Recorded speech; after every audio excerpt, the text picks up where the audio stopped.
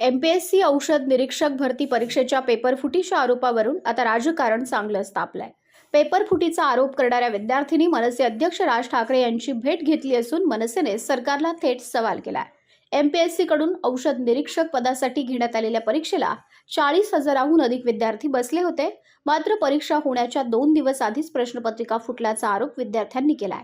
या प्रकरणात पोलिसांकडे स्पष्ट पुरावे देण्यात आले असल्याचा दावा विद्यार्थ्यांनी केला। मात्र अद्याप एफआयआर दाखल झालेला नाही असा आरोप मनसे नेते संदीप देशपांडे यांनी केलाय।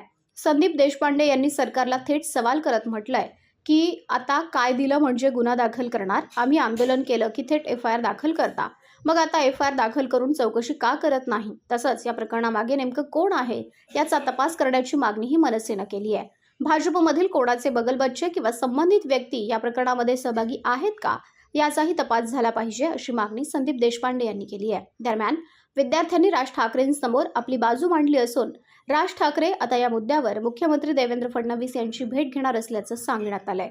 यावेळी संदीप देशपांडे यांनी सरकारच्या कामकाजावरही टीका केली।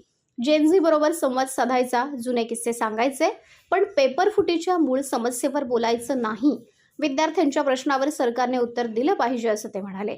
मनसेनं विद्यार्थ्यांच्या आंदोलनाला पाठिंबा देण्याची भूमिकाही जाहीर केली आहे। उद्या सरकारकडून निर्णय झाला नाही आणि विद्यार्थ्यांनी आंदोलनाचा निर्णय घेतला तर मनसे त्यांच्या पाठीशी ठामपणे उभी राहील असा इशारा संदीप देशपांडे यांनी दिलाय। आता या प्रकरणात एफआयआर दाखल होणार का, पेपरफुटीच्या आरोपांची सखोल चौकशी होणार का आणि राज ठाकरे मुख्यमंत्री फडणवीसांसोबतच्या भेटीत नेमकी काय भूमिका मांडणार याकडे एमपीएससीच्या हजारो विद्यार्थ्यांचं लक्ष लागलं आहे।